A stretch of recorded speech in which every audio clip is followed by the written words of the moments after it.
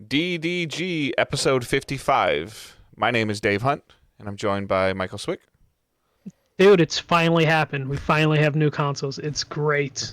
I'm so excited to watch my console crash. Yeah, I was say you got significantly more time with your stuff, your toys this week than I did. I still didn't take any special time off work for Destiny or for Series S or X or PS5. So I worked a regular 50-ish hour work week and nothing special. So hopefully I get a little more time with it over the next week or so. My work has definitely hated me. It was my birthday last week, so I took time off, and I came back to work like 1 or 2 days, and then I took days off for the PlayStation launch. So I don't know how to work anymore when I go back Tuesday. I think I might have been able to. I just, with me changing locations at work, like it just seemed like it was a little bit, just a really weird time for me to change locations. But nonetheless, I mean, I'll get my time with it. Like maybe I'll just get exposed and have to like sit in a room for like 2 weeks. No, Chances are really high. Yeah, I don't want. They're really high right now. My wife brought that up. She's like, "You'd probably be the person with some underlying condition we didn't know about, with an enlarged heart or something."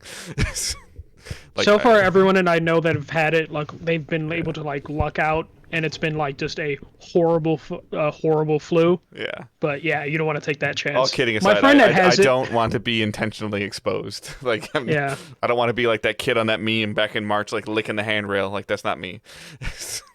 My coworker who just recovered from it came in and we ordered pizza, and he was just like, "I can't smell it," and I felt so bad for him because it smelled delicious. Yeah, it's just rough. All right, So we are Digital Days Gaming. We are a weekly show that covers all platforms of gaming. If we think it's relevant or you as the community want us to talk about it, we usually try to look into it. So you can listen to us on podcast services of your choice. If you can leave us a review, that is always appreciated, as well as sharing the show is super helpful. So reviews, we haven't got a review in a little while, so I know I see a lot of you that listen. We see the physical downloads, and those don't match the reviews. Just saying. So if you have a minute or two, I know some people can't review depending on what platform they listen on. Podcast Addict has its own account, and you can also see it on iTunes. And I know those are the two for sure that you can review, guaranteed, written reviews. Yeah. So if you can do that, we would appreciate it.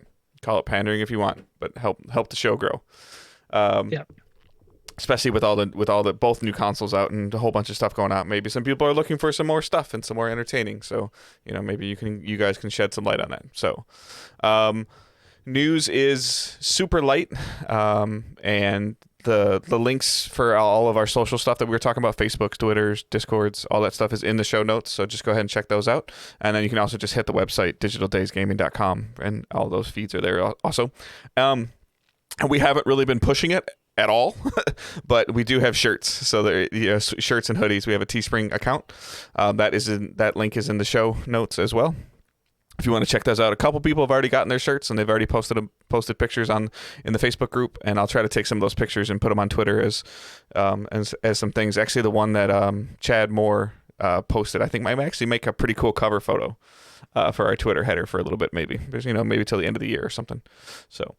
But there's some good stuff on there. I still have to order some samples for you and I just keep forgetting to do that. So there's almost like no news. Codemasters got bought by 2K, and that's really like the only thing that happened, for some ugly amount of money that seemed ridiculous for that studio. But hey, apparently that's the going rate. So, but we're going to dig into the consoles just a little bit. So for me, just off the bat, I got a Series S. It delivered from FedEx on Tuesday. It's actually this isn't like a common, like an unknown thing, but it's really small. It's adorable, especially you posted a great picture of it next to the PS5. Yeah. And, wow. Which is fine. Like I'm totally good with it. Like in terms of like as my entertainment area in the living room is growing, or changing and evolving. Like I'm totally okay with like not having to worry about having access to this thing because it's only digital, so I can plug it in somewhere and I can turn it on and off with the controller. The controller I have not, and I meant to do this before we recorded, but again, just work and life. I have not taken my, I guess, Xbox One controller upstairs and compared it to the Series S controller. Very subtle changes. But it actually looks smaller, like slightly smaller. It still uses batteries, which is crazy. And this is a common thread on both consoles that I thought was a little annoying. Neither one of them came with a USB-C cable for linking the controller. An extra one, right? What do you mean? Like if you bought a cord at all? No, the PS5 has a cord. For the USB-C? Yeah. That I missed it in my box. Yeah, you missed it in your box, so you didn't get one. Though I did see a photo of some people that bought the digital edition, and they ended up getting a physical. But I dug around in the box. I didn't see a USB-C cable for the controller to link the controller. Yeah, no, I was disappointed. It's USB-C to USB-A, which I thought it would just be USB-C to USB-C. But yeah, mine totally came with a USB-C cable to charge. So you might have gotten ripped off, or yeah. Tucked away somewhere in my box. Because the controller, I got a second PS5 controller that didn't have a cable in it either. They haven't come with cables ever. I don't think. I think that a USB cable is a little bit more common for something to have in your house than it would be, especially like a lot of people that are iPhone owners. They probably don't have a USB-C cable in there. There's a possibility they won't need them now. Yeah, since that's all changing over. Yeah. But I thought that was a little interesting. It still uses batteries too, which whatever. Like it's dumb, but at the same time, I could go buy a battery charging kit thing if I want to. And then, so setup for the Xbox Series S, as soon as I turned it on, it popped up a thing on the screen that said, do you have the app? And you could say yes. And then it said, type this code in. And I typed the code in on the app. And I did all of the setup on the app. I didn't do any of it on the console. That's kind of cool. Yeah, so it was nice in terms of like worrying about navigating. I did run into an issue where I think I said it before. Owen has purchased Roblox currency when I had an Xbox One. Very easily, and so I was like, okay, well, I want to make sure that doesn't happen again. And I felt like it gave me like 3 levels of control, like no control, full control, and then somewhere in the middle. And I set it on somewhere in the middle, and it wanted me to put a password in every time I wanted to play a game. That the PlayStation had options for putting a pin code every time you load up the console, which I just declined doing because God, that sounds horrible. But that would be annoying. Yeah. So, but then I had to move that down. So I hope that I have to look into that a little bit more and just see. But load times, like downloading a couple things was pretty easy. I downloaded a few things from Game Pass that I've been playing. That all went super fast. I haven't ran into any storage problems yet either, but I'm also not been playing, not have a huge amount of stuff on the top of my list of what I want to play on the Series S. It's something that I wanted to have initially when I thought like Halo was going to be on it at launch. But then back when you pre-ordered it. Yeah. And then totally content with using it as a Game Pass machine. I very much enjoy what Game Pass is offering, on top of the fact now that EA access is on there, and all of those like Star Wars Jedi Fallen Order is on there now. All this stuff is on there. So like in terms of a value add, you guys all know like our thoughts and feelings on Game Pass. So I'm totally cool with it. I'll probably buy extended memory for it in a year or so when it's financially stable to do so, or when I run into an issue. But setup was easy. You can keep like 3 Game Pass games on there, like 3 to 5 Game Pass games on there. That's not a joke or anything. Yeah, I mean, well, Ori's not very big, so I'm still playing Ori and the Blind Forest. It wasn't very big. I downloaded Destiny because it came out and it's on Game Pass. I think 70 gigs? Yeah, because it shrunk down a little bit. Yeah. And I downloaded a couple of Owen's still playing like Super Lucky Tale, so I downloaded a couple of those games. I can see the storage on my app, and I haven't really ran into any problem, but I haven't downloaded anything like significantly large. Like I'll probably download like the Master Chief Collection, and that'll probably take up like a huge chunk because that's like 5 games. Yeah. Yeah. Once you get to like when Halo Infinite comes out, that game will probably be gigantic. That's when you'll probably be concerned about space. Like if you were playing a Call of Duty game, any Call of Duty game, you would be concerned because you would have eaten up like 1/3 of your console space. Yeah. However, and we'll transition this into our PS5 talk, is I can put stuff on an external drive and use that. Yeah. Well, we'll talk about that when we talk PS5. But any takeaways from like the UI or anything like that? Or a couple people in the chat have been asking me in like Facebook groups and stuff has been asking me about if I had any issues with like the UI or anything, and I haven't. but I also really haven't messed around with it a tremendously large amount. And I don't really use it as like an entertainment box either. I have a Roku, so I'm not really doing any of those like media services or anything like that on it. So I haven't seen anything that's really been chugging it down, but I probably also haven't spent more than 20 minutes tops in the UI. And a lot of the UI management that I can do, I can actually do on their app. I really like their app. So yeah. And again, it's a software company, so of course they know how to make software, except for getting games out on time. So yeah, that's a real problem, especially when you go through like 3 or 4 creative directors on one of the games. Yeah.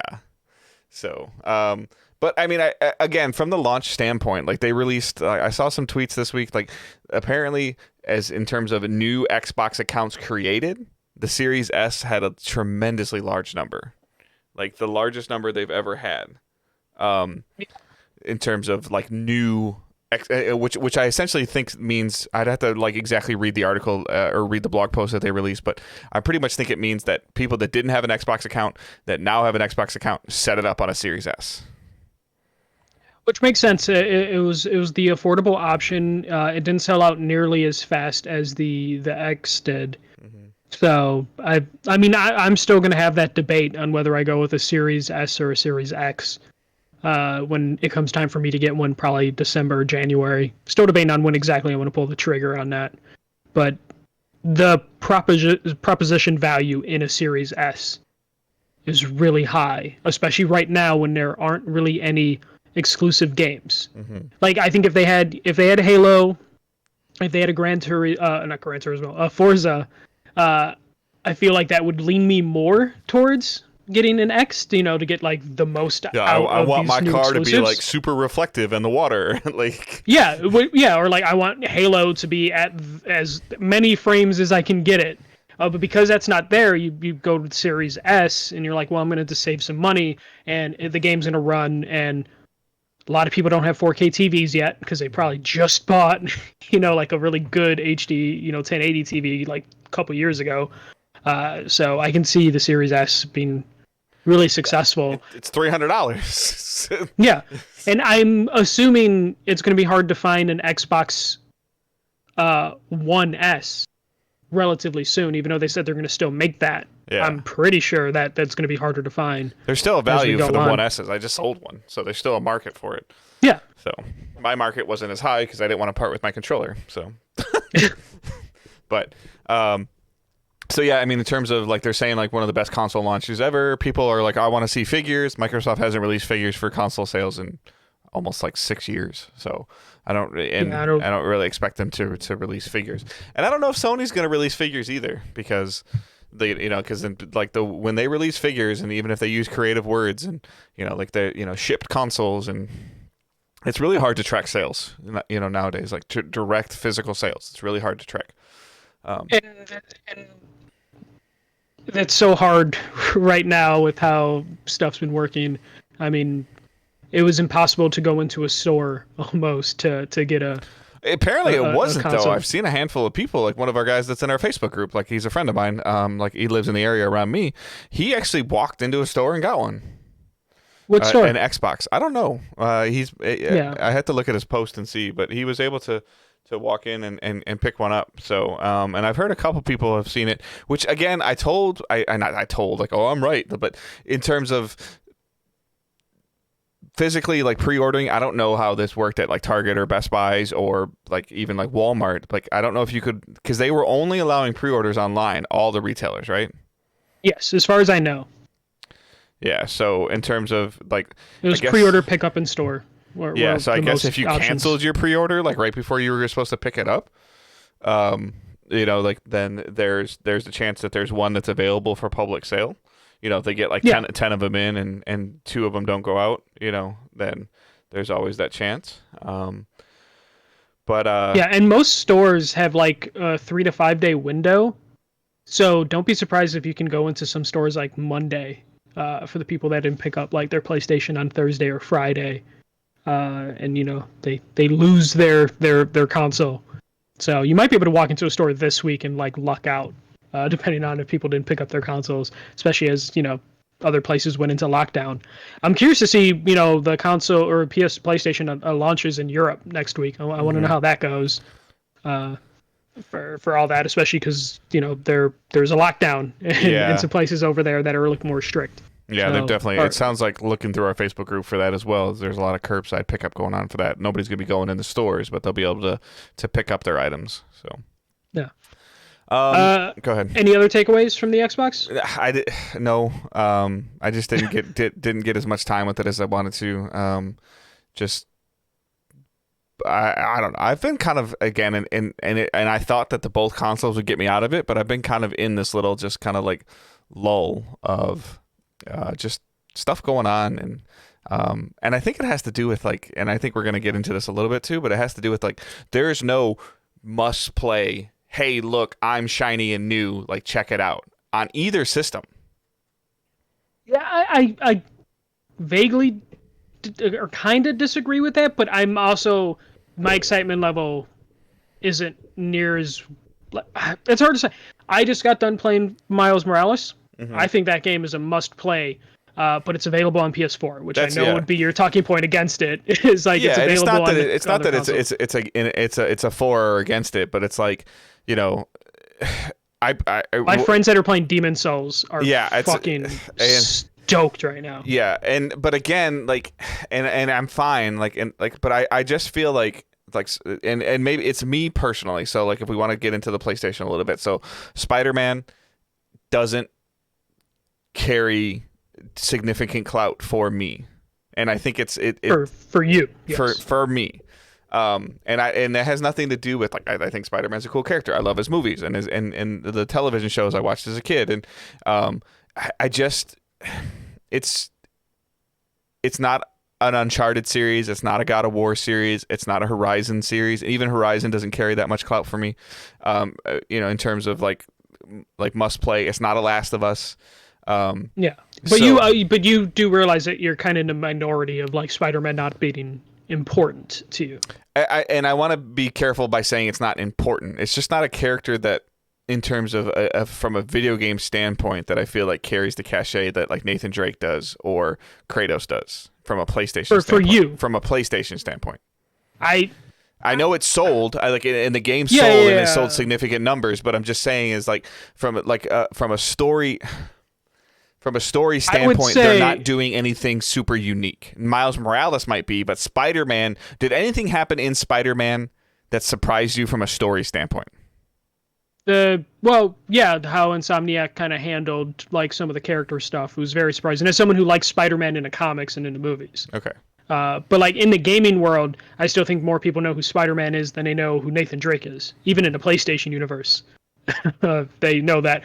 There's like Uncharted didn't cross over into the Call of Duty community, but I'm sure there's Call of Duty people that would be interested more in playing Spider-Man than playing Uncharted. Yeah, just because of the broad appeal of Spider-Man. I am not demeaning Insomniac's Spider-Man game. I'm not demeaning Miles Morales. I haven't played either one for even 5 minutes. Yeah. So I'm sure I could play. I'm going to play Spider-Man Remastered. It's part of the reason why I waited to play it once I found out it was going to be better on PS5. And I will play it. I actually want to stream it for the community for you guys to watch, because I feel like it's a game that's been out long enough that I can have fun interacting with the community, playing it over a couple of days. And then I can jump right into Miles Morales. It could be like 7 to 12 days worth of streaming content for digital days on Twitch, and I won't feel guilty about like showing something off early or worrying about if somebody hasn't played it, like when I didn't want to stream Last of Us, or you don't want to get too far into Watch Dogs or too far into Assassin's Creed Valhalla when we have early access to those games. It's part of why I tread lightly when I talk about Immortals, because I've gotten more time than other people have with those games, and I don't want to ruin that experience of that thing. And Spider-Man is the exact opposite for that for me, as I can not long enough. And yeah, so but what I'm saying is that like I guess that maybe it has to do with like I'm older now, because even when I was PS4 was the first thing that I was able to buy with my own money at launch, play my games, and there were some fun things on there. But even then, like looking back at some of that, because it's showing up on my Facebook memory feeds and stuff like that now, it's like I enjoyed playing Knack because it was new and it was different and you couldn't play it anywhere else. maybe it wasn't as good, going back and playing it now and seeing it. And then Killzone Shadowfall, again, was a somewhat marquee IP that was trying to do something differently and take advantage of the new ways that the games worked. And like we talked about last week, like this is more of like a bridge instead of a jump in the console generation. Like there's nothing. And I agree. There's nothing that we can tell that with the games. There's nothing that PS5 and Xbox Series are doing that I don't think could be done on the previous consoles. And I'm sorry, I don't care about the fact that you can see my hat shadow through reflection on the puddle. That shit don't matter to me that much. Yes. We'll talk about that a little bit later, because that stuff kind of matters to me, but lesser extent on consoles than it does on PC. On PC, that matters to me way more than it does on consoles. But yeah, let's talk about the PS5. It came out Thursday, right? Thursday was the day it came out. I was just waiting because Amazon was delivering it, which meant I had the truck tracker so I could see how many stops it was. Mm-hmm. Don't meet your Amazon driver at the door, or else Amazon will put a warning the next time you have a delivery, say, please give your driver space.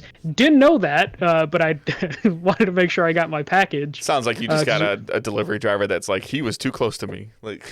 Yeah, so basically the driver put it on a porch and he like took a couple steps back to take the picture of it, because Amazon takes a picture of like, hey, I dropped it on your porch and I left. While he was taking a picture, I came out like, no, it's fine. And I took the box and went inside. And then the next day I had a package delivery, but it gave me a warning being like, hey, please give your driver space. And I'd never seen that warning before. So I don't know if like my account got flagged. But I took a day off just because we've had some package thefts in my neighborhood. So I just wanted to make sure I had it there. Immediately put it, I did the cat scale, got my biggest cat, put it next to the system standing up just to see what was bigger. PlayStation is bigger than a 12-pound cat. So if anyone needs to know, that thing is fucking huge. Yeah. Like every time I sit down, because I couldn't put it on my regular entertainment stand, so it's sitting on the floor next to it. I have hardwood floor, so it's not going to be the worst thing. And the vents are out. The vents are out the top, people. It's okay. Yeah. The heat goes from the bottom out to the top. So I have it next to my entertainment stand. Every time I sit down and I put it on, and the damn thing turns blue, that thing is gigantic. It is like laughable how big this thing is. It's currently sitting on top of my PS4, like in laying down, and it makes my PS4 look tiny. I do. It's crazy, but I still think it is a cool looking piece of hardware. Yeah, like it's definitely like, yes, it looks like a Nighthawk router, but it looks like interesting, and I like that the design, they went kind of out there for it. Though I'm guessing it's designed specifically that way because they wanted to figure out cooling, But I like the way they designed it, and even though it's gigantic and it sticks out like a sore thumb in my living room next to my TV. But yeah, I hooked it up right away. I immediately found out, I don't know if you agree with this, the UI is basically like a prettier PS4 UI. Like, overall how it works and functions.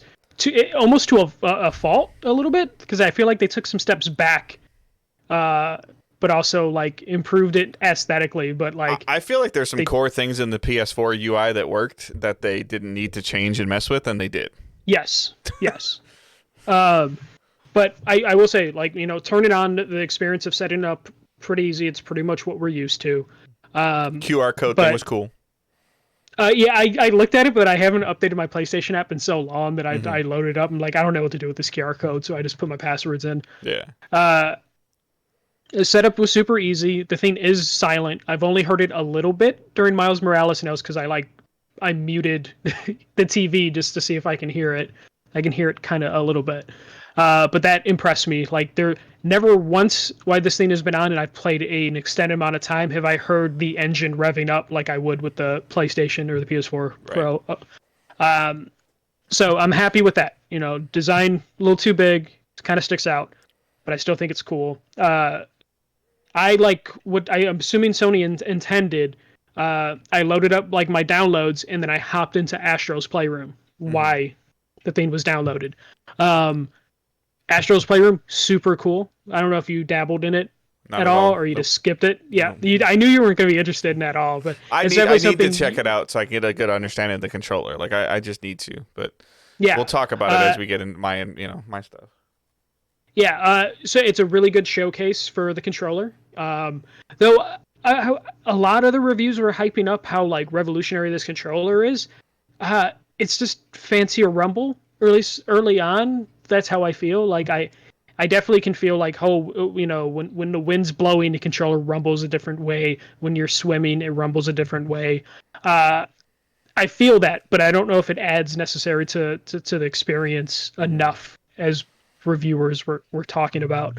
But while I was playing Astrobot, my system hard crashed, because it was trying to install Miles Morales while I was playing, and I think the system got fucking confused, and it hard crashed and corrupted my Miles Morales download.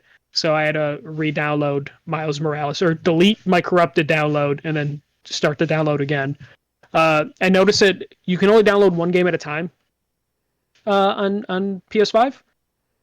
On PS4, you can download like 3 games at one time. Of course, that would slow down the download speeds for all the games, but I noticed the download speeds were faster on the PS5. Agreed. At least for me. Are you on Wi-Fi or wired?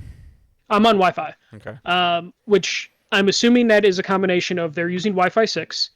They're using newer antennas compared to the PS4, PS4 Pro. And I think SSD, you would notice it. So. Yeah, and the SSD makes reading and writing a little bit faster, which I really liked. Especially like if you're coming from the base PS4, the base PS4, based because of the tech that's in there, it was atrociously slow. The PS4 Pro, they added the 5 gigahertz band, which helped with download speeds if you're on that network.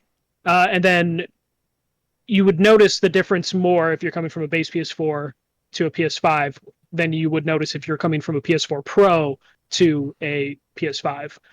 So download speeds were faster, even though you can only download one game at a time. But I did get crashes 3 times when games were trying to install and I was trying to play a game, which, looking on Reddit, seems to be like potentially a known issue. Also, I had an extended storage hooked up to my system, and extended storage is I think broken. That's the key thing, is you had extended storage hooked up, because for me, this console came out, I thought it was cool that it came out the same week as Destiny, and that actually, as Destiny's expansion, and that actually proved to be a detriment to me in my ability to play Watch Dogs or to play Astro or to play Spider-Man, because I fell on the Destiny wagon again, and that's pretty much what I played, because I enjoy that game. Shocker, I know. But I got my PlayStation, and that's the first thing that I did is download the backwards compatible version of Destiny. I just went and it was in my library, and I clicked add it. I didn't like transfer it from PS4 or anything like that. I just downloaded. It took about 20 minutes at the most to download that game. Yeah. Typically it's a smaller game now, but it's been bigger. It has taken longer. And then while that was downloading, or when that was done downloading, I booted it up to play, because I'd already played a little bit of the expansion 2 days prior on Game Pass and on Xbox and on PlayStation 4 on Tuesday when it came out. That's because I streamed that. And then I started playing on the PS5. And while I was playing it on the PS5, I was downloading Spider-Man and Spider-Man Miles Morales. Interesting fact of during my setup, since I had pre-ordered Spider-Man, it actually asked me if I wanted to download either one of those games during the setup process. It popped up and said, do you want to download any of the titles that you own? Because Spider-Man Remastered is PS5 only, and then Miles Morales, because I pre-ordered the PS5 version. So it actually had like a list. Yeah, it was just those 2 games, because I guess those are the only 2 that I pre-ordered on there. And then, so I was able to do that. And then I, downloaded Watch Dogs while I was still playing, and I didn't run into any problems. I have not. The only thing that I really plugged into this PlayStation is initially when I was trying to check some streaming stuff and check some mixer stuff, is I plugged my USB sound card into it that I was using on the PS4. It did recognize my USB sound card, but it didn't do the same thing that my USB sound card does on PS4, because I used to be able to control the party chat and the game on 2 independent sliders on my mixer, and I can't seem to do that right now. Yeah. But that's a streaming thing. So the extended storage definitely is an issue. But so of the 3 hard crashes, I mean hard crash like system game freezes, system fades to black, can't load the system for a couple seconds, have to hold the power button to restore it or to like reboot it. Two of those times I had extended storage and like plugged into the back of the system. It's an SSD using USB-C, and that was definitely the culprit in the two initial crashes. The third crash I had on the second day, there was no extended storage because I gave up using extended storage by that point, because also rest mode is kind of broken right now. If you go into rest mode with all the features turned on and extended storage plugged in, it causes an issue where you reboot the system and it says extended storage was unplugged while installing the game, and it corrupts things. So I gave up on extended storage until a patch comes out. And then the crash, I guess, is just something that I might have to factory reset my PS5. That seems to be the suggested thing to do, which just sucks. 3 days, 4 days into this console. You have a data cap too. Yeah. So I ended up moving all the stuff that I had on the extended storage into the internal storage of the PS5. So I filled up the PS5's hard drive. Yay. Right away with not a lot of games. It's Astrobot's pre-installed. So it's like Assassin's Creed Valhalla, which I think is like 70 gigs, Spider-Man Remastered, which is 50 gigs, and then Miles Morales, which is another 40 gigs. Though I was hoping that would be one package because they both use the same city. I'm kind of disappointed that it's two separate installs. Bug Snacks, and then I have a couple backwards compatible games: Ghost of Tsushima, Red Dead. Red Dead's the biggest culprit in terms of taking up space because that's like 120 gigs. So my internal drive's already filled, which is going to be annoying, but I'll just delete games as needed. So rest mode's broken, extended storage is broken. There's no way to expand right now. So storage is like a rest mode is broken issue for you. It's not broken for me. But not for you. But I also think that Spider-Man is the culprit of the rest mode issues, because that seems to be the common denominator as well. Yeah.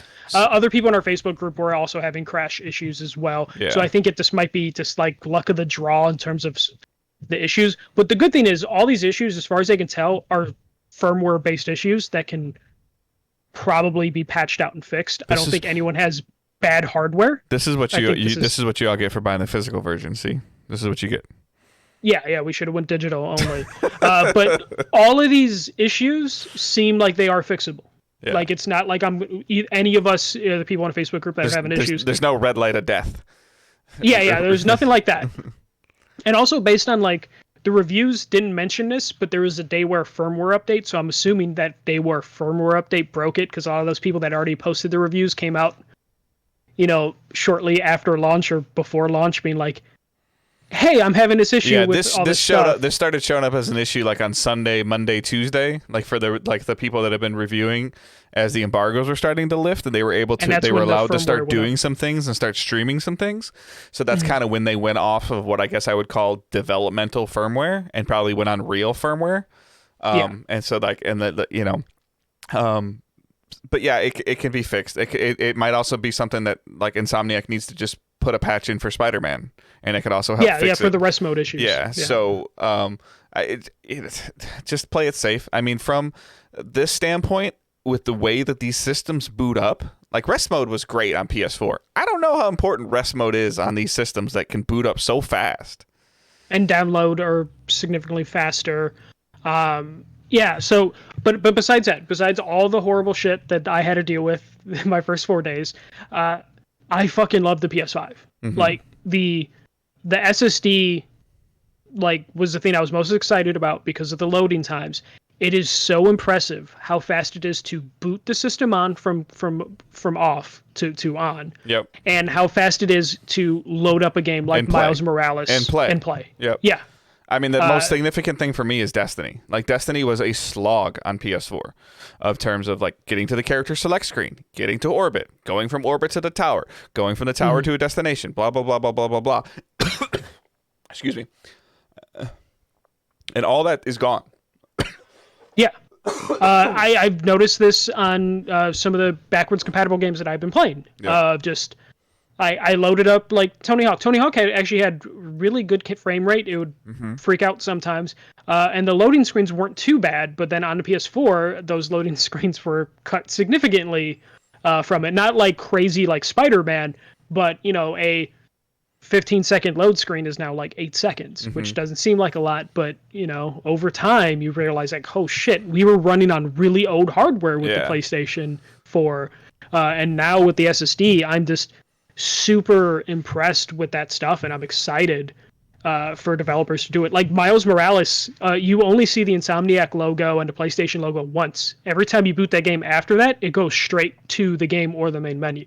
So if games can do that more, where I don't have to see the 10 developers that worked on this game's logo after first boot, that would be something I'd be really excited about.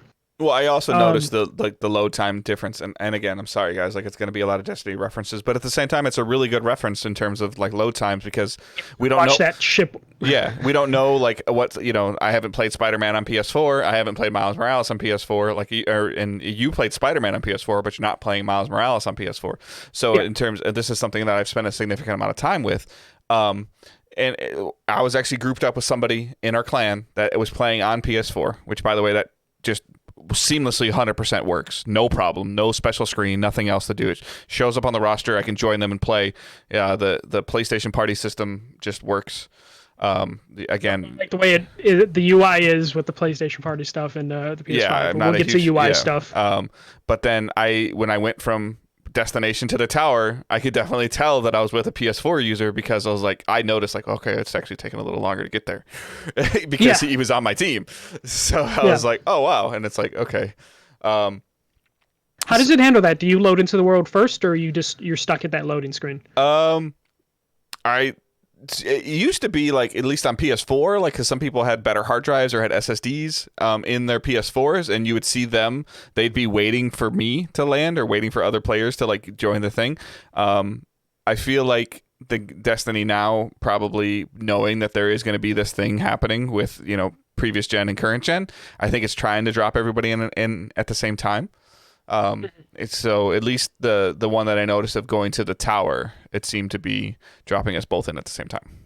You're gonna start judging your Destiny groups by like when you go on your friend list and you see the PS4 logo and the PS5 logo, you're gonna be like, I'm not gonna play with that person today. I don't have time to wait for them. And then again, this is without the next gen update. So I'd be really curious to how this game is going to behave when the next gen update happens, because technically I'm just playing a backwards compatible version of PS4. A game we'll talk about a little bit later, and what we're playing specifics.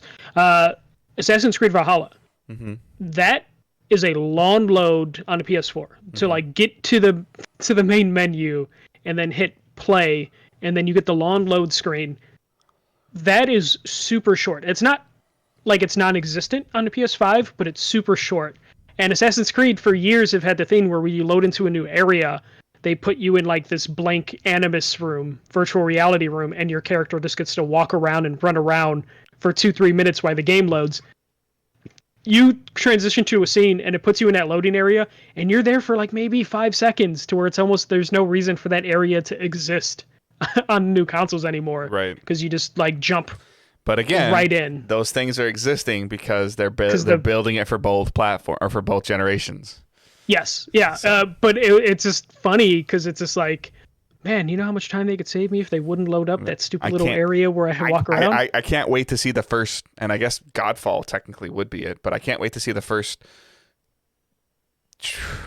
top tier PS5 or top tier PS5 series exclusive game. Whether if only that wouldn't crash as much as it has been for people. Yeah, whether it's something from Ubisoft or something from EA or something from Activision that, hey, this game's only come into PS5 and Xbox Series, it's not come into the previous generation, and here's why.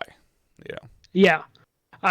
So like I'm super into like how fast everything loads. The UI, it's taken a while to get used to. You mentioned earlier the PS4 UI, they kind of used it, but they also made things a little bit harder. I feel like I'm digging into the menu more than I should have to do basic things. I like the control center or whatever that is, where you hit the PlayStation button and it brings up a little menu bar with different options. But I hate the way it handles the friend list. Like, it's been replaced with something called Game Base, which shows you parties and then friend list. I feel like that's just a little cluttered. Yeah. And you have to click down and scroll way too much for that stuff. I also feel like the trophy stuff, why it's visually pleasing how they have everything. There's just the icons are too big, so you don't get as much information when on the trophy icon. You have to click into like the trophy list, and then you click into the individual trophies just to read things out. The way it handles the library, there's no search functionality in the library. Unreal. So you have Unreal.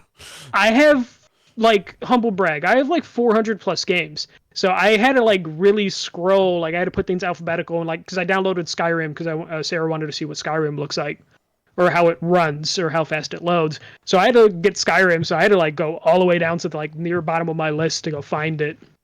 So there's like little things that I almost feel like the UI feels like not that it was an afterthought, but it felt like they didn't have enough time to like really bake the UI. So they're like they used the PS4's UI and then just like tack stuff onto it. It made it shinier and prettier.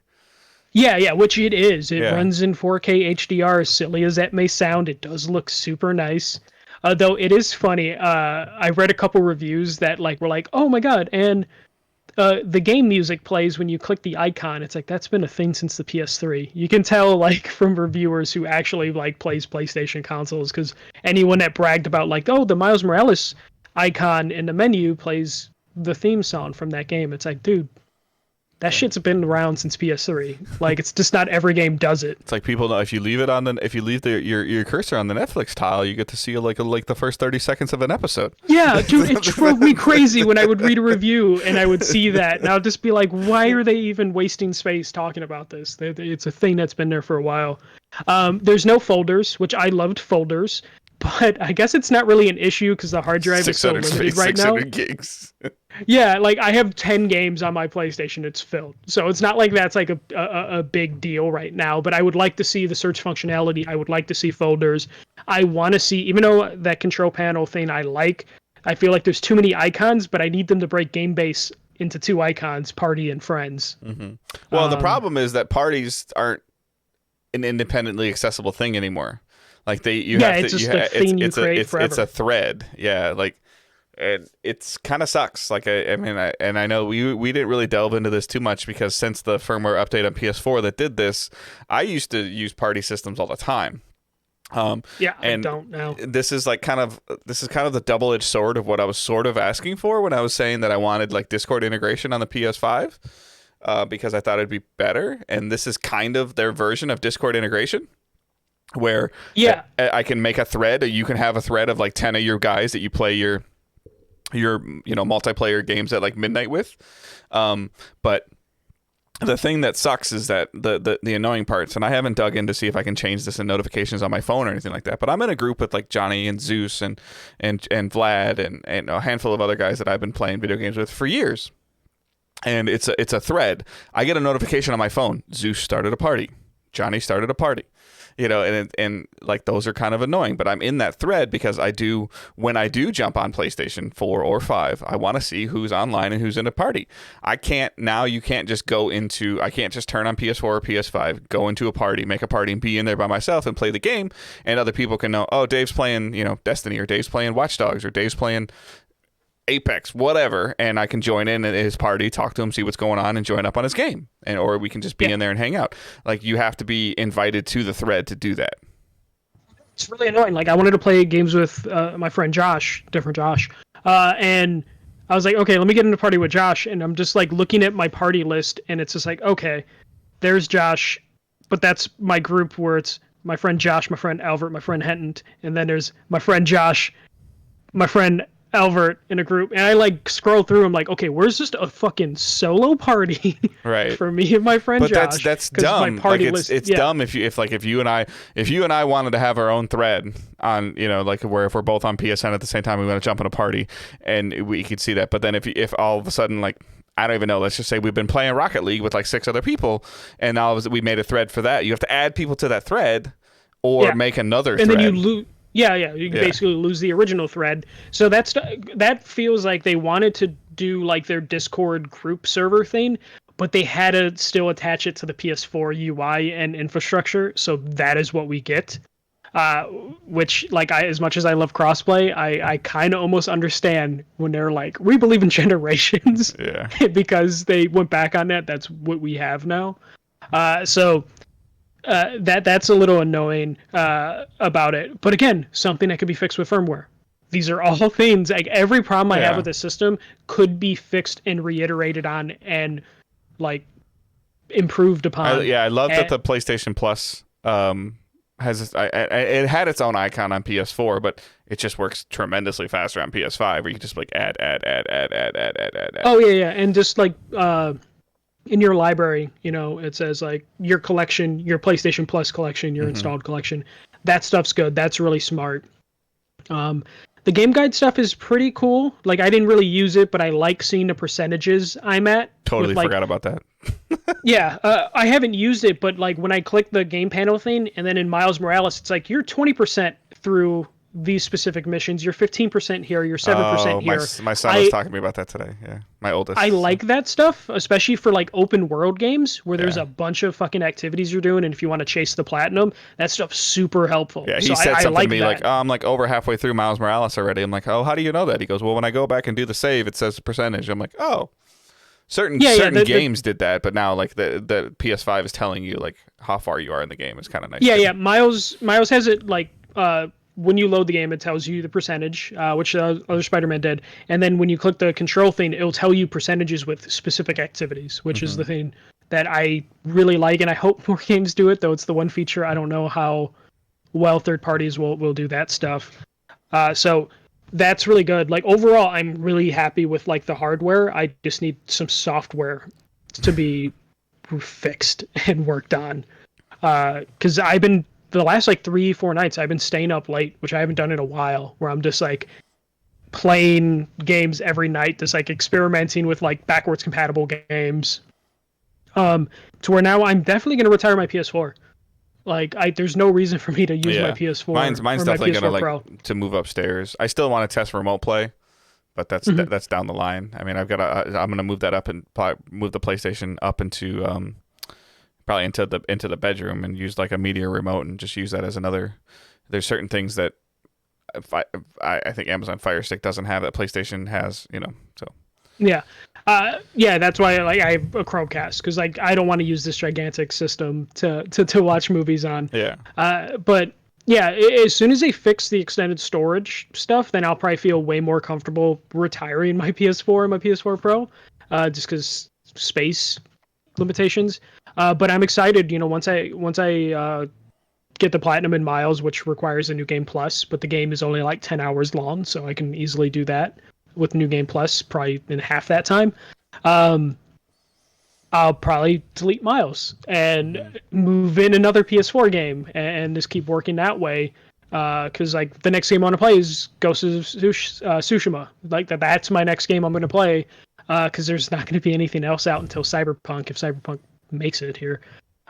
So I'm just gonna have to work with those limitations. Like maybe I'll just use my extended storage to just store games on, but then as soon as the transfer's done, I'm unplugging that so it doesn't crash my system, which is sad that I'm gonna have to do that.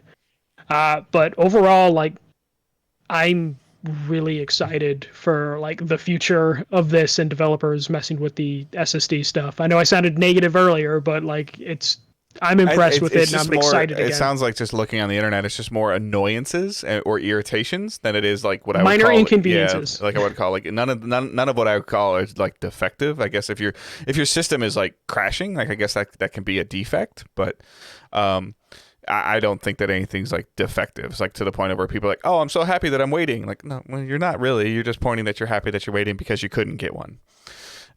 Yeah. I mean, it is frustrating if like, because a lot of people, I'm assuming, because there's not a ton of games right now, would be using this as a backwards compatibility machine. But like right now with the extended storage issues, it might not be the most optimal backwards compatible machine. But I don't think we're going to be waiting too long for fixes from Sony. I'm actually kind of surprised that, I mean, granted, it has only been like 4 days, but that they haven't really even said anything publicly about like some of the issues that they're running into. Now, again, a lot of these things started showing up like Thursday afternoon and then, like Friday, and then they probably couldn't. Veterans Day was kind of in there too. So, I mean, maybe we'll hear something from them. Fixes are harder right now, but maybe we'll hear something from them Monday, Tuesday of them coming out and saying, hey, we're aware, we're working on it. But overall, both systems, I think Xbox Live or whatever Xbox servers went down for about 90 minutes, like on the 11th, I think, the day after the system was out. No PSN issues that I'm aware of at all. No, and I was kind of expecting PSN issues just because of popularity, but no, it was fine. So no PSN issues. And then overall, like the stuff that I've heard, like I've seen some headlines that say like Xbox Call of Duty on Xbox is running 120 frames a second, but not on PS4 or PS5. I'm sorry, I've seen something like that, and then I've also seen I lost my other train of thought for the other thing. It seems to on your PS5, it seems to want to install the PS4 version of a game, especially in Call of Duty. It tried to do that with Valhalla, where I downloaded Valhalla and it downloaded the PS4 and PS5 version, and I couldn't fucking decipher which one was which until they finished downloading. Yeah. They have to fix that. I don't think I had that problem with Watch Dogs because I think I saw like the PS5 logo or upgrade to PS5 or something on it when I downloaded it. But I haven't really had too many issues with that. I've spent more time. Go ahead. There's also a PS3 tab, which makes me hopeful for the future. When I was in my library and I saw a PS3 tab, I'm just like, were they trying and then they failed, and that just like, will that be removed, that tab, when the new consoles or when the next firmware comes out? Like, was that like an accident of like, oh fuck, we're not done with that, or this plan was scrapped? Yeah. I guess, what do you think of I know you talked about it briefly with Astro, but what do you think of the controller? So I really love the feel of the controller. I think it's a good weight. I think it's an improvement over the DualShock 4. I hate the microphone. I hate having a microphone, especially when it has you blow into the microphone for like Astro. I don't want to do that. But if you mute it, it just, anytime a game asks you to blow into the microphone, if it's muted, we'll just automatically do that. I don't think the haptic feedback is as revolutionary as people thought. Like, I feel all the differences. It's kind of cool, but it's just, I don't feel like it's adding so much to my experience that I'm like, oh my god, this is revolutionary, this is crazy. But it's still cool, especially with the combination of the speaker and the controller, which isn't anything new. But that combination is good. The triggers, I do like the triggers. It takes a while to get used to because sometimes in some games I forget that they exist, but I'm assuming that will go away over time. The triggers like putting pressure and like fighting back basically when you do stuff like you're pulling an arrow in Assassin's Creed, or certain moves in Spider-Man or Astrobot. Or Astro's Playroom, where it has you like do different things with it. Yeah, but Astro, just to be clear, like, and I haven't even played it, but again, reading articles, like Astro's Playroom is a tech demo for the controller. Yes, yeah, it totally is. So it shows you different things that the controller can do in different ways. So I like the triggers more than I like the haptic feedback. Not that I hate the haptic feedback, I just don't think it's as big a deal. But the triggers, I think, add a lot to the gameplay. But do you think in 4 years, when you pull a bow again in Assassin's Creed, whatever, that it's gonna have that built into it still? I think it's easy enough that it probably will. I just don't think we'll see stuff like blowing into the controller in other games. You won't. So, I don't think you're gonna see that in.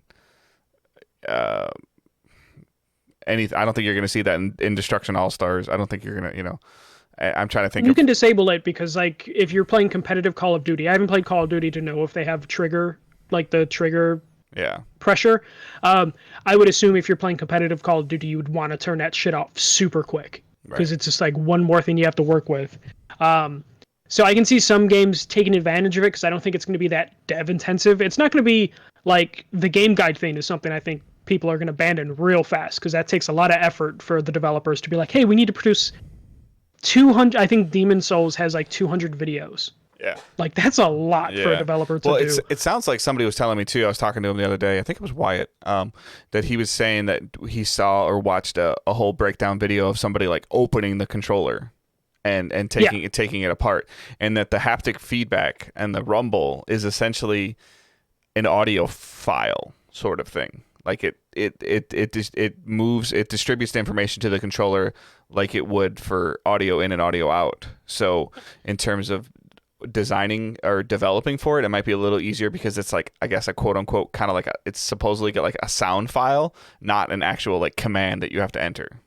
It's like a sound visualizer and equalization that they can just like run audio through, and then you can get some sort of feedback. The audio is telling them. Yeah, the audio is telling the controller what to do in terms of the feedback. Yeah, it. I will say, like when I was playing Astro and it was raining, and I can feel like little raindrops on my controller. That was kind of cool. Would it be something I would notice or be annoyed about if I'm playing a game where it's raining all the time? Maybe, like you'll forget about it. But I guess that might be some of the appeal for something like the DualSense controller that, like when you think of like a game soundtrack, like a really good game soundtrack, it usually works hand in hand with what you're doing on the screen. It doesn't overbear the gameplay, or at least that's how I do it, or how I feel about a soundtrack. A good soundtrack will blend into the game, and they will be, perfectly synchronized. Tension when you're going up a hallway, getting ready for a boss fight. Yeah. But I'm not like thinking like, oh man, this music's better than the gameplay. Like they complement each other. Right. And I'm guessing that's the role the DualSense controller could have with its haptic feedback of like good.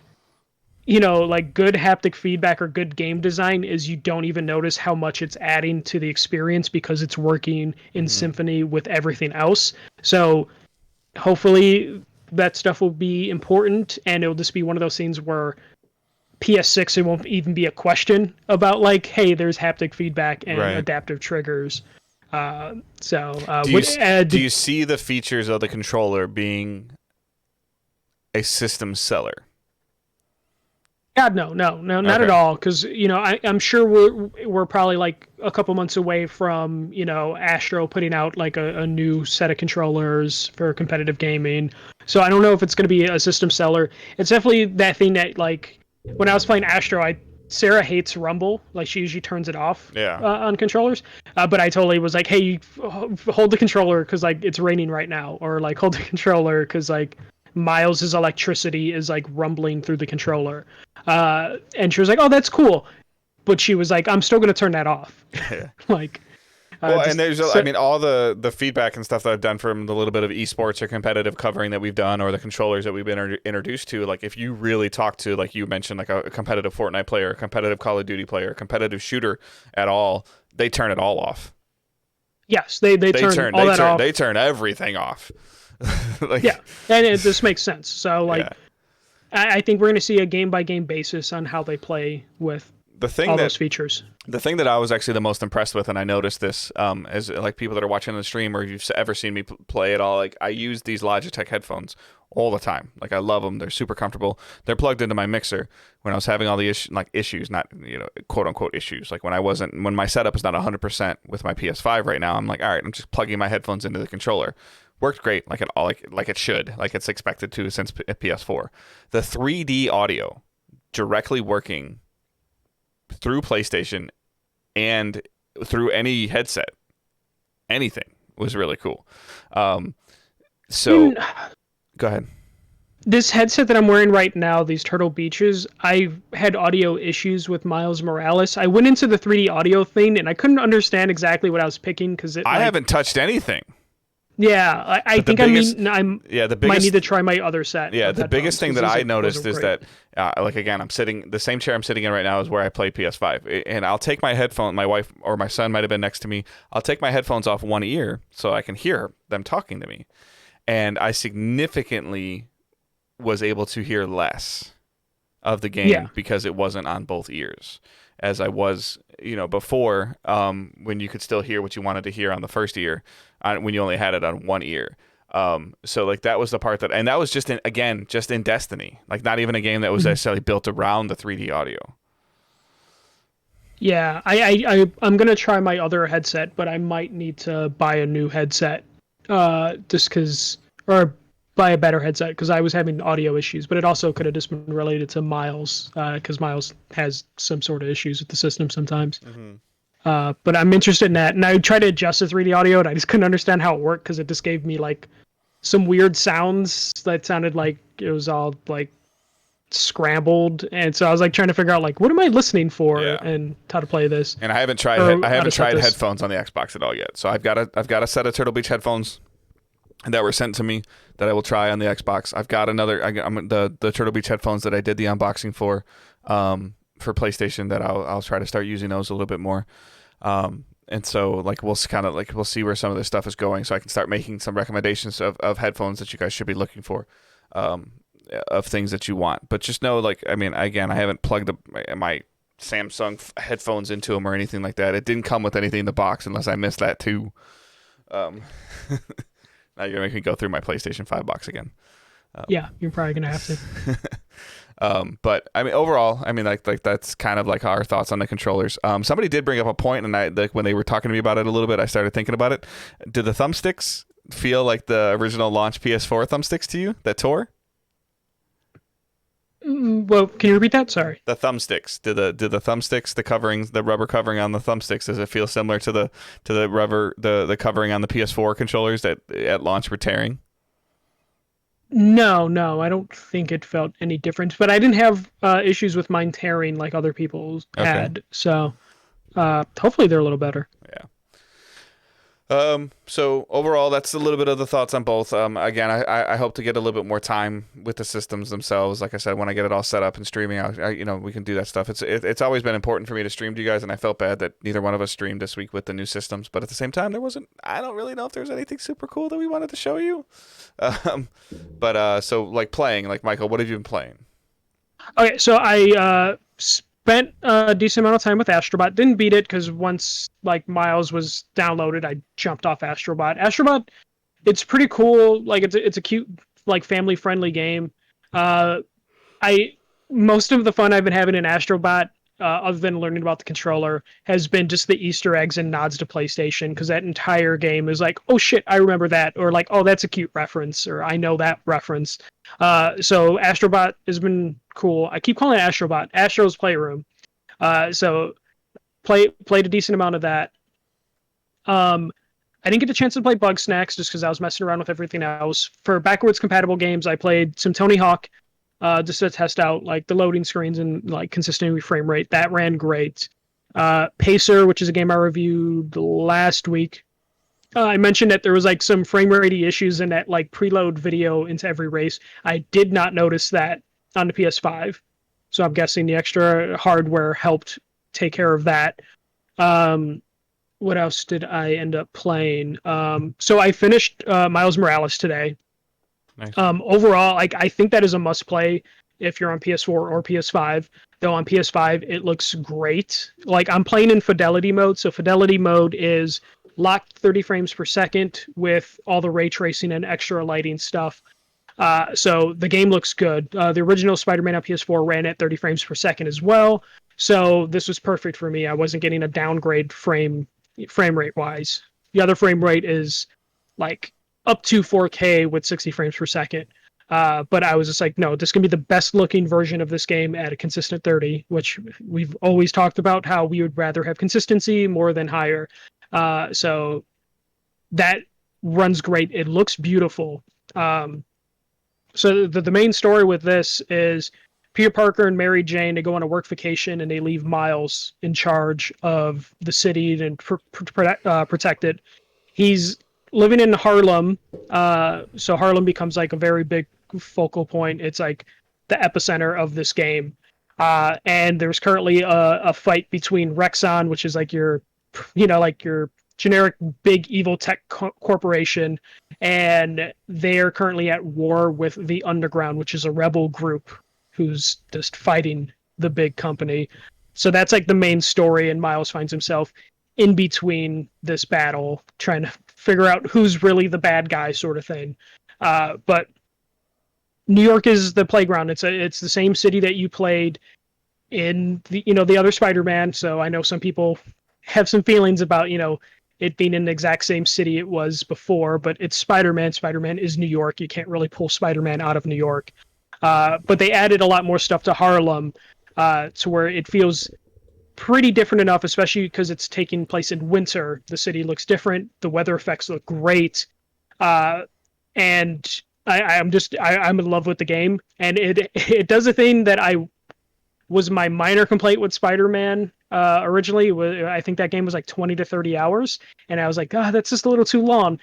Miles is like 10 to 15 hours, and that's perfect. It's like the perfect amount of time to spend in the city, and uh, it the story is great. Like I don't know if they can ever do a bad Miles Morales story, just because Miles in any medium is a very likable character. It's at the heart of the Spider-Man story, is like a teenager trying to grow up and like learn to live with their special abilities. So like Miles captures that so well and just adds a different flavor to what we're used to seeing at that story. Um, One thing that I think though that they Insomniac kind of backed themselves into a corner, because holy shit, Miles is so much more fun to play than Peter Parker. Because he has completely different abilities. Uh, Miles uses like bioelectricity. He calls it Venom, and he also has a cloaking camouflage invisibility thing, which makes the stealth so much more fun and easy to deal with. And because of these new tools, on top of his already, like his basic Spider-Man abilities, makes him so much more varied gameplay wise and so much more fun to play than the original Peter Parker did. And I loved Spider-Man 2018. But now Insomniac's backed themselves in a corner where I'm guessing the next game is going to be Peter Parker focused. Like, what new cool thing can he do? Like, what new gameplay initiative can they give him with that still follows in the comic book narrative, Yeah, or they just turn it into like you switch between the two, which is probably what they're going to do. But even then, you'll have the point where you're like, shit, I'm playing this Peter Parker for this long? Like, because Miles is so much fun. But I guess personality will keep Peter Parker around. So he's got a good personality. Yeah, basically, it's basically what it's going to come down to. But Miles is great. Like the game was super fun to play. I love where the story goes. Insomniac continues to put their own spin on the lore, and they haven't made a mistake yet, or at least in my opinion, they haven't made a mistake lore-wise. That I'm just like, oh, did they really make that change? It's really good. There's a lot of heart to it.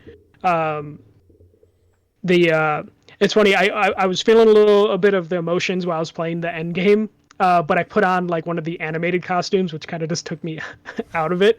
So maybe when you get to the end game, the game will tell you like, hey, when you go beyond this point, like we're in the end game.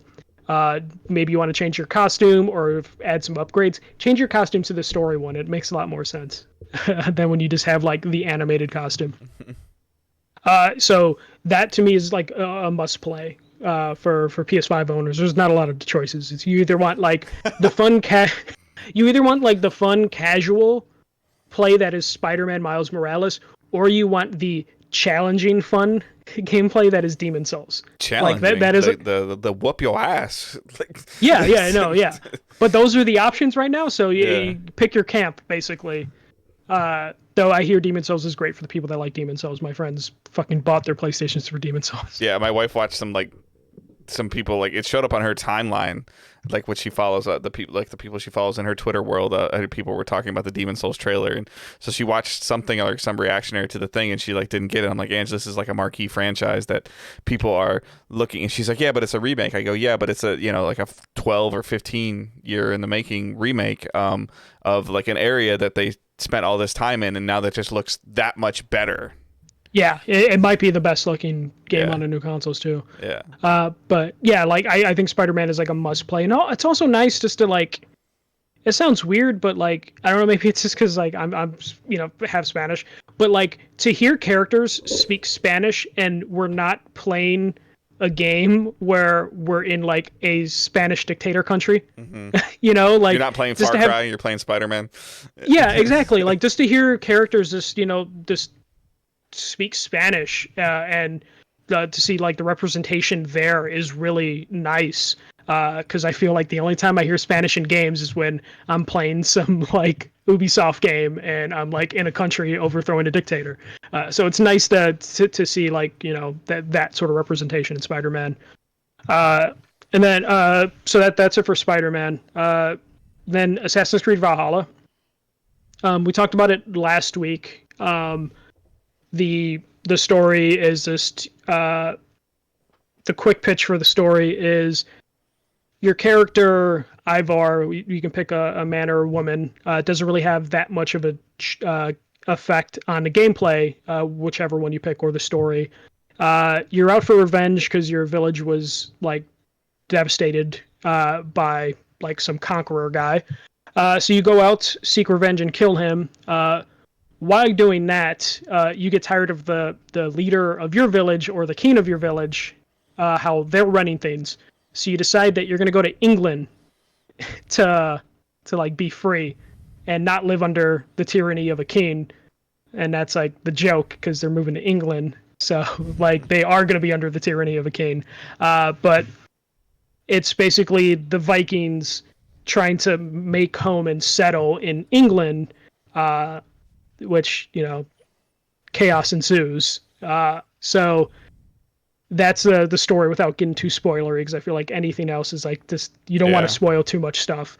But it's your typical Assassin's Creed story in terms of you got your historical stuff mixed in. You have your weird humor with Assassin's Creed, which is always really good. I feel like when it comes to like Watch Dogs and some of the Tom Clancy games, Ubisoft always wants to try and do like dramatic story, but they want to mix in some humor, and they can never hit it except in Assassin's Creed. Assassin's Creed, they're always able to find a balance of They've done pretty well in the last couple Far Cry games, though. It always just seems like they maybe it's just because I just played Watch Dogs Legion, where I feel like they do not strike that balance well enough. Assassin's Creed, I feel like they always are able to hit that, like, hey, here's a funny moment in this like somewhat serious story. Right. So this continues that, where it's like it's really good writing. I think it fits a little better too. Like after you just like decapitate somebody just to make a joke, Yeah, no, totally. It probably helps because it's not that realistic in terms of like the story premise. It's not trying to be super realistic, though it kind of is maybe. The assassin element was like pretty fuzzy for most of the game, but the gameplay isn't too far off from Odyssey and Origin. Assassin's Creed Valhalla is continuing a tradition of moving Assassin's Creed from an action adventure game to an action RPG, and this is just moving it further down that spectrum to where this is an RPG game where you're worrying about stamina, you're leveling up your character. You're doing dialogue choices. There are, you're more and more RPG as they go along, to where at this point now I feel like there's two eras in Assassin's Creed. There's action adventure SEO era, and then there is whatever this era is, which is the RPG era of Assassin's Creed, which isn't a bad thing. It's a good thing. Like, I'm glad they've been able to evolve this franchise into something more, because it would get stale if they didn't. So gameplay is fun as usual. I played it on a PS4. I talked about it last week. It was buggy on a PS4. It's still buggy on a PS5, but that's just sucks. Yeah. But frame rate is silky smooth compared to the PS4, like so much better. Like the frame rate's so good. The visual fidelity is so much better. The load times I talked about earlier is really good. So, if you're wondering like where you want to play Assassin's Creed, play it on next gen, because the benefits are there. It's not choppy. I haven't had any game crash stuff. Most of the bugs I've seen are just, like some flickering with some of the backgrounds and just, weird open world bullshit that you see in everything. Like NPCs acting a little funny. But the important thing is the frame rate and visual fidelity are fantastic. Like, it feels like I'm playing a completely different game, even though I spent, like a good chunk of it on the PS4 and playing it on the PS5. It just runs so much smoother. The Ubisoft Connect stuff works so seamless.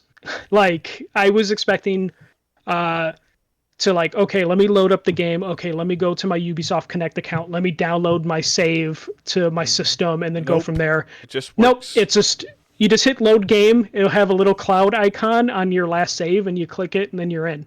And then the loading's so fast, like it was nothing. So I love that. Like, it was super seamless. And I'm not annoyed that I had to make an Ubisoft account, And you don't have to log in multiple times, because once you tie it to your PSN ID, you're good to go. So once you're signed into PSN, you're signed into your Ubisoft Connect account. So that stuff is really, really cool, especially if you're doing what I'm doing, of you played it on PS4 to start, and then you moved over to PS5. this is another game I think this is definitely worth playing. This continues the tradition of Assassin's Creed, where they are moving more towards RPG, but they're making a better game each and every iteration. I don't know when we're going to plateau, when they're going to hit that point that they hit with the previous run of games, where, but at that point eventually in time, they can go back to, hey, we're just going back to true hack and slash, like. Yeah, exactly. Like eventually they're going to hit the point where it's just like there's only so much we can do before they have to reboot it. But if they continue to take, like 2 years between games, that's perfect. As long as this doesn't turn into a yearly thing again, and I think they can ride the Assassin's Creed franchise for a couple more iterations. So definitely worth playing on next gen, just for the benefits alone. So we'll discount that as my review. And that's pretty much it. It was just those games. And then Sarah's gonna test Skyrim, so I'm probably gonna lose Sarah to Skyrim if it runs really well. Which I'm interested to see how Skyrim works, because remember the Skyrim that was released to PS4 has mod support. I want to know if those mods can function properly with the PS5. Even though the PS5 is only running in backwards compatibility mode, I'm just wondering if I'm going to see some weird shit happen technically, Right. Running those mods, which weren't meant to be running on a PS5. Right. But what did you play? Sorry, I kind of talked for a while. No, you're fine. Mine's not going to be very long anyways. So I just with everything that was going on with work and everything like that, I mean, and I fell onto the Destiny wagon pretty hard. So Beyond Light came out on Tuesday. This is the first time in a long time I didn't take any time off of work. Like I mentioned at the beginning of the show, no time off of work for either console launch and no time off of work for Destiny expansion launch. Typically in years past, I've always just played like the whole day that comes out, but the writing was on the wall with this one too, in terms of the scope of the expansion, of what it was going to be, as well as the consistent server issues that this game has had. And that happened at launch. So Destiny's games reset at noon Eastern time, and that's when Beyond Light came out and was available. And there was people that still couldn't get in at 5 and 6 o'clock at night because of server queues.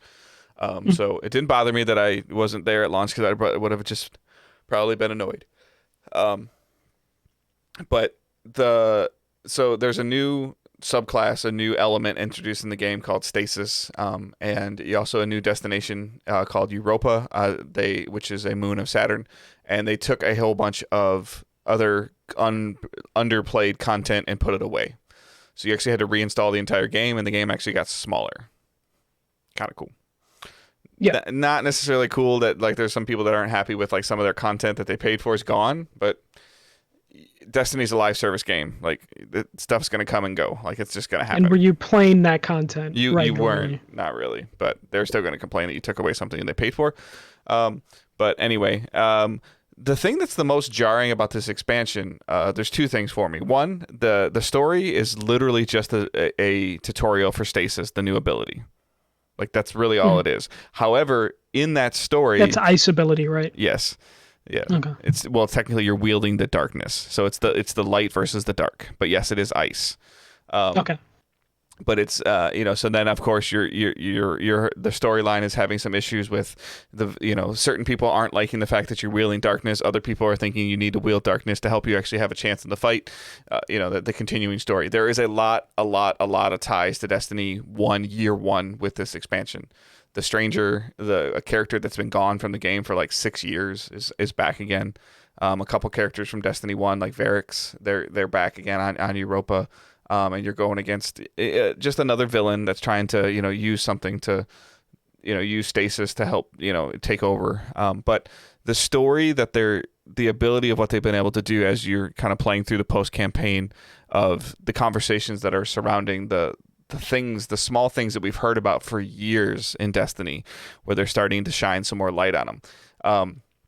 Is really interesting. There's I wouldn't even call them cutscenes. There's these little quests, and as you finish the quests, you end up in an area where you're trying to put this journal back together. And there's dialogue that's happening between the NPCs without it being a cutscene. I can move around, they're talking to each other, or sometimes talking to me, and it's just something that kind of happens at the end of you completing an objective. But it's not a cutscene. Like, so it's just a kind of in-game dialogue moment that happens. So like those things, those happening are pretty cool. Seeing how this is going to evolve as they roll it into their seasonal content as well. That the technical season of the hunt kicks off next week. So just kind of seeing how that stuff is going to work. The other part that is, like I said, other than the tutorial for the new ability, is that on top of the fact that they put away a lot of those planets that people weren't really going to anyways, you don't really leave Europa at all. So like they're more focused. Yeah, but it's interesting that they they left Nessus as a planet, like that didn't get vaulted, but I haven't set foot on Nessus as as quest or character progression has not required me to go there. I haven't gone to the moon, which is from Shadowkeep. I really haven't gone to Dreaming City or Tangled Shore, which were from Forsaken. They haven't even sent me there to talk to an NPC about something that's going on in the world. And they added a segment of Earth back, and I only went there for one thing. I literally went there to kill like 20 things, and then I left. In terms of the quest functionality, so they brought the Cosmodrome back from D1. So it's just I'm really curious how they're going to use these other planets, and hopefully they use them, in the seasonal content. But the story from Beyond Light, the narrative that's there is good, but it's also very typical of what Destiny's been doing with their stuff, and it's there to get you to teach you how to use the new stuff and to help you get the new weapons that you figure out if you want more of the same. Yeah. And that's what it is. A couple people have asked me, like, what do you think of the Destiny expansion? If you already like Destiny, you're going to like this and you're going to be fine. Is Beyond Light going to make somebody want to play Destiny again? Probably not. Is Beyond Light going to make somebody that hasn't played Destiny play Destiny? No. So it's basically catering to their core players, which I think is good. I feel like they went away from that with the launch of Destiny 2, and the people that I think are already complaining about Destiny Beyond Light being a little bit too grindy and too time committal. Like, one, it's been out for 5 days. Yeah. And two, you probably didn't play that much of Destiny 1. Like, there's really no other way around it. I am liking what I'm seeing. I am a little worried that it's kind of like digging its hooks into me a little bit too much, because it's like, oh, like what's available today, and I don't know if I want that feeling again from Destiny, because I've distanced myself from Destiny pretty well over the summer, and I'm okay going back for playing Beyond Light and working on through some of that stuff and then checking out some of the seasonal content. But I don't want this to be something that I feel like I need to play every day. I don't want that anymore. Yeah. I want to be able to come home and like play, and I want to play Spider-Man. I want to play Watch Dogs, and I don't want to, while I'm playing them, thinking about, dang, I'm missing out on something in Destiny. Like, I don't want that feeling. It sounds like an AA meeting. But again, even talking to people, that the new weapons and every gun feels great. Every the mechanics of the game and how and their ability to use things and understand how stuff works, like their game mechanics are second to none. So, all right, we're going to jump into a couple of questions. We'll see how this goes. All right, so questions from the Facebook group. Robert writes, "Hope you guys are enjoying the PS5." His smiley face is because he can't get it till next week because he's in Europe. My question is, I need to kind of zoom this a little bit. With regards to bugs and glitches in $60 and $70 games, I've played around 20 hours of Assassin's Creed Valhalla, which I loved every minute. Sadly, I have encountered a bug that stops me from continuing the game. I will have to start again to resolve this according to others with the same bug. What are your feelings on games that have been in development for years and years and then being released with game-breaking bugs? I doubt very much that I'll start it again. Video games are hard, and they're one of those things that probably, like, realistically, it's almost a miracle that any video game exists and runs. Sadly, bugs suck. I hate them, but like, they're unavoidable to a certain point. A game-breaking bug is the worst, though, so I don't blame you for being upset and probably not restarting after you did 20 hours. As someone who had to review a game that, like, threw away, like, 3 of my saves a couple years ago, I know exactly how you feel when a game eats your save data. But, like, it's super hard and unavoidable, and I'm sure like in Valhalla's case, they were releasing on so many damn platforms that Yeah. it's like super difficult because you're talking about PS4, PS4 Pro, Xbox One S, Xbox One X, Xbox Series S, Xbox Series X, PS5, Stadia, PC, Steam, Uplay. Like there's so many things that they put on these development teams that you will run into these issues. Hopefully they can patch them out. But COVID has definitely played a part in like how fast these companies can turn around and get something fixed. Well, and what sucks about that too is it could be something as simple as, I mean, we don't hear about this as much now as we used 2 years ago, but it'd be like, if you don't light that torch on level 4-1, you're gonna have such a hard problem on level 8-2 because you didn't light the torch. You know? Yeah. But yes, that sucks, and I would be really curious to see because Ubisoft's pretty good about acknowledging these things and saying, "Hey, they're working on something." So, if it's as common of a bug, if hundreds or thousands of people are experiencing it, maybe they'll have a patch soon. Yeah, maybe. But I think it sucks. Like I don't want to make excuses for bugs, but like game development is super difficult, and I don't think I've ever played a game that hasn't had some sort of bug. Game-breaking bugs are the worst, though. So Stefan in our Facebook group goes, "Are you glad you got the PS5? Does ray tracing make the difference everyone was hoping?" You need to answer this question because I haven't played a game with ray tracing yet, or at least that I'm aware of. Okay. So it depends. Ray tracing on console is relatively impressive. It's pretty impressive. Miles Morales, Assassin's Creed Valhalla, Watch Dogs Legion, the reflections and the lighting, you definitely see the effects of ray tracing, and it's pretty impressive. They are doing a lot of shortcuts with their ray tracing to get ray tracing on these consoles. So as someone who's seen ray tracing on PC, I'm not crazy impressed with the ray tracing on the consoles just because they're so limited on the consoles. So it depends. If you've seen ray tracing on PC, you're going to look at console ray tracing and be like, this is okay. This is ray tracing light.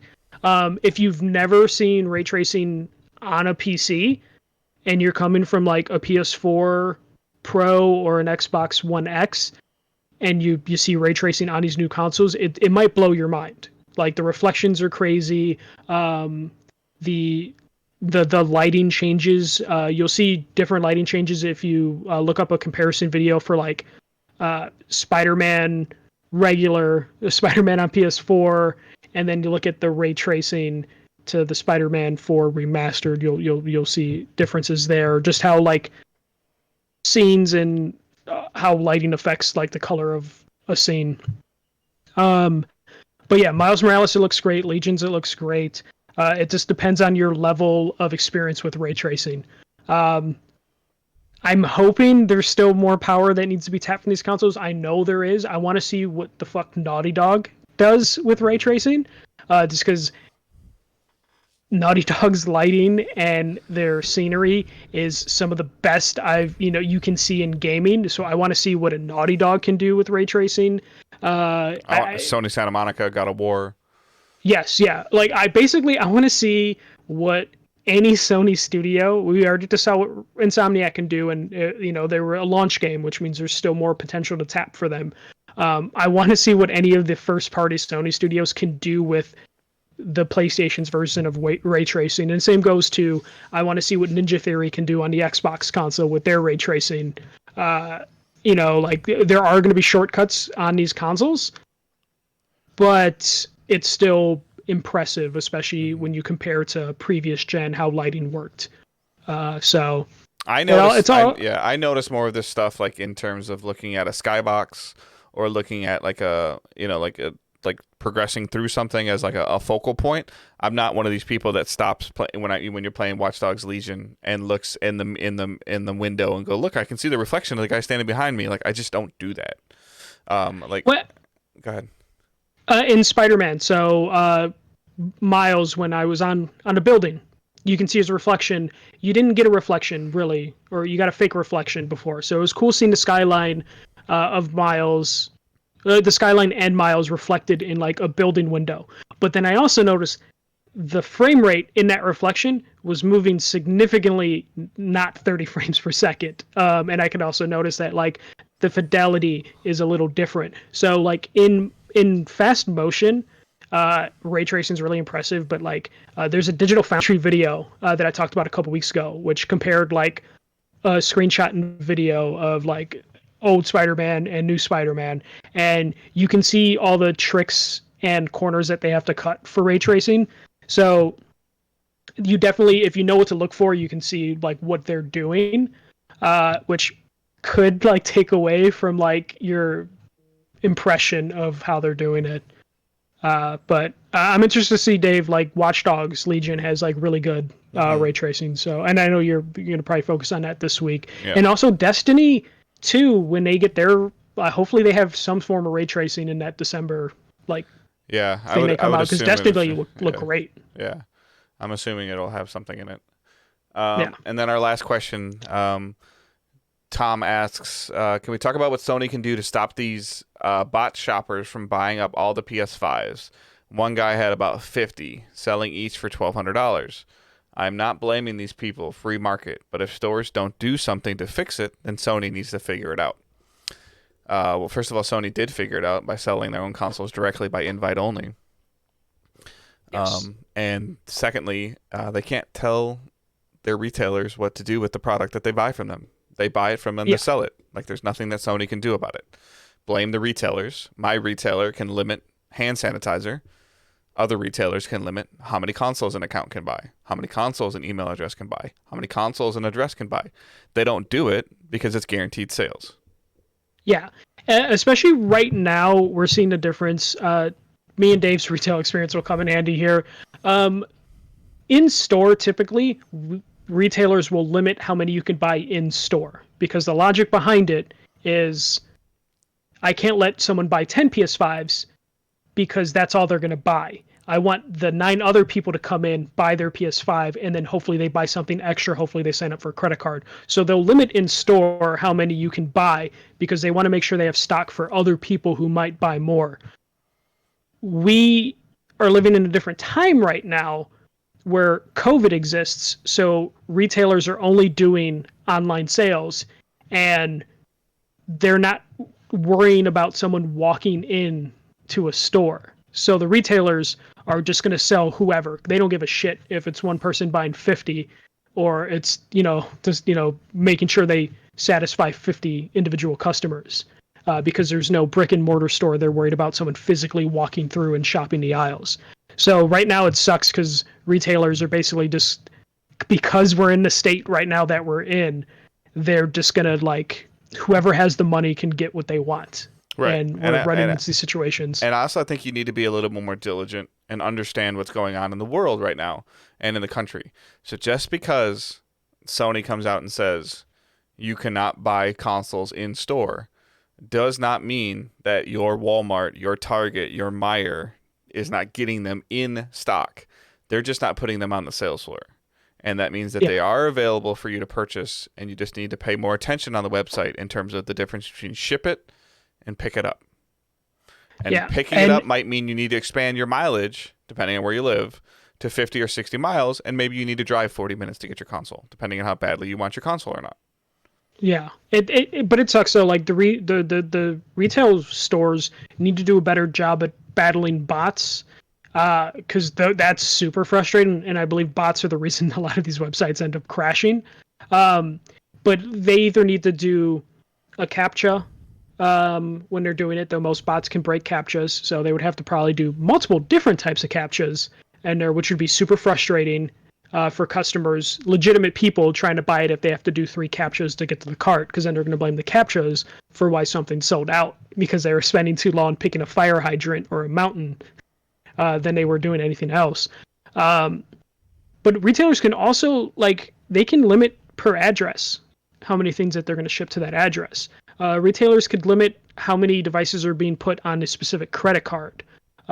They can outright, because if they do 1 per email, all these bots and all these resellers they have hundreds of emails. Like that won't stop them. They need to limit their addresses so it forces the resellers to like send them to every relative they know. Or if you want these things to stop happening, and again, I'm not speaking directly to Tom, but I'm speaking to a lot of people that I deal with on a customer service basis, and I also deal with like just even playing video games with.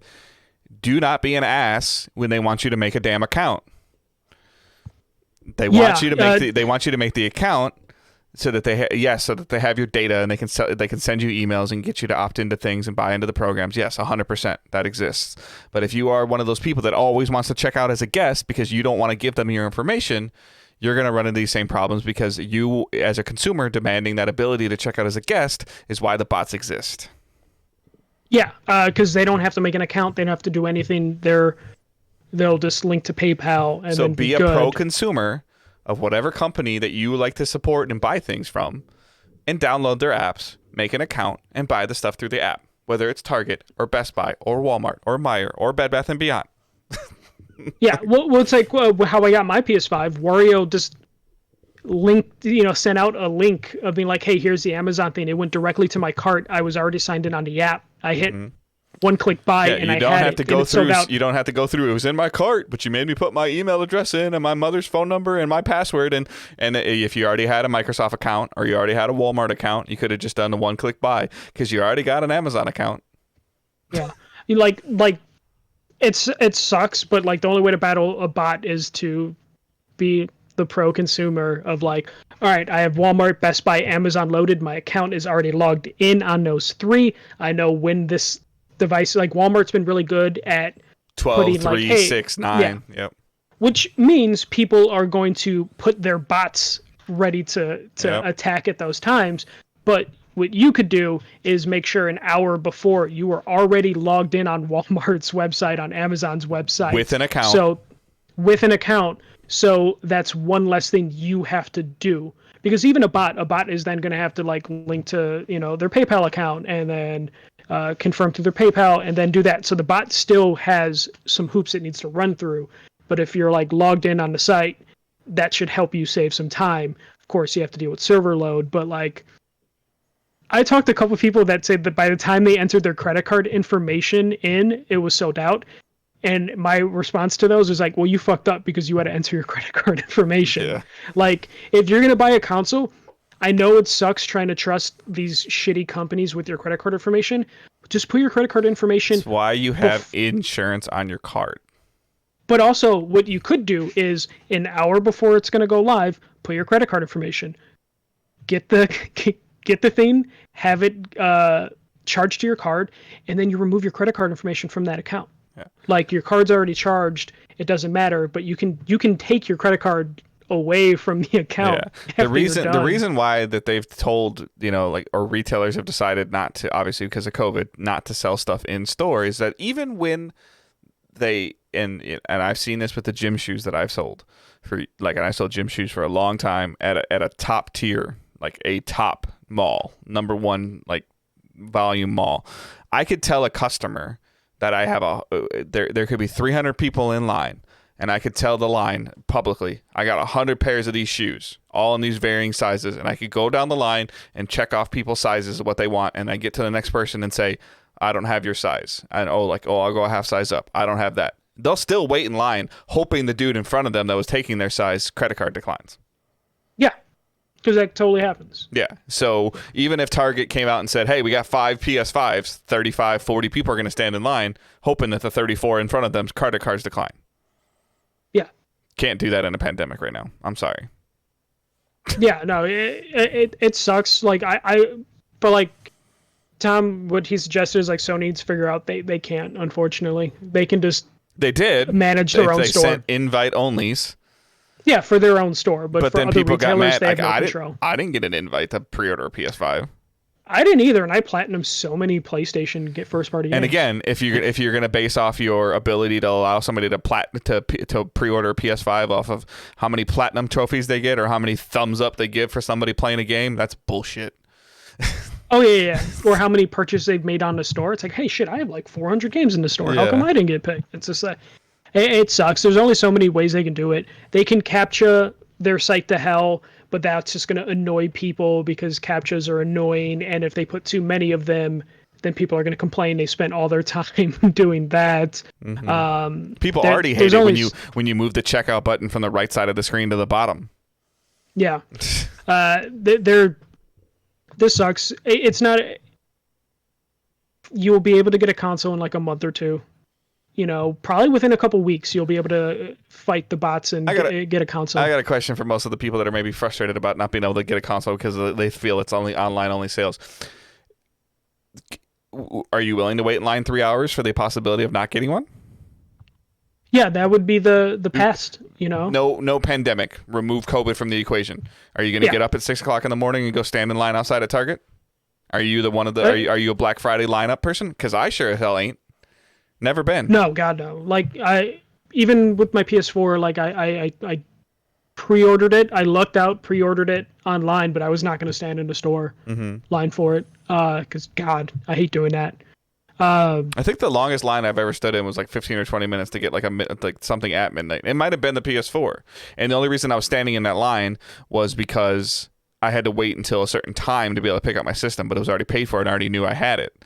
Versus the waiting in line for the possibility to get it. Yeah, and especially now, when you would wait in line, oftentimes the retailers wouldn't even tell you. Like when I worked at Target and we had a line, we were not allowed to tell people in line how many we had.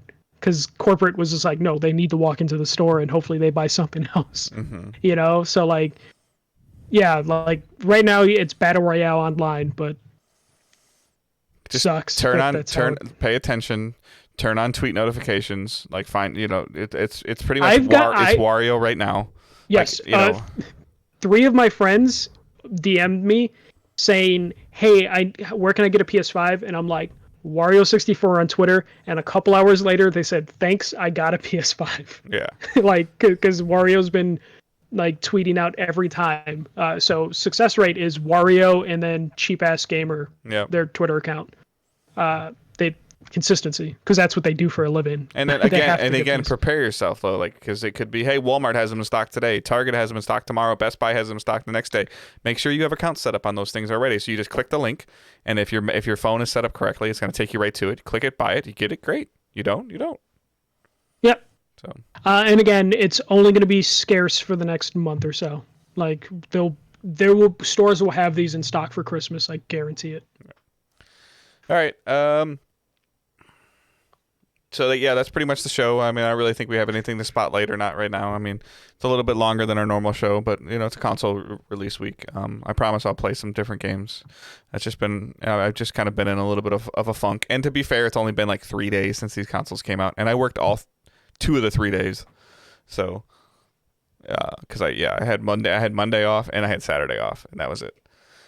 So you can follow the main account at Digital Days Pod on Twitter. You can follow Michael at FirstMJC. You can follow myself at Good Dave Hunt. Join the Facebook group. Join the Discord channel.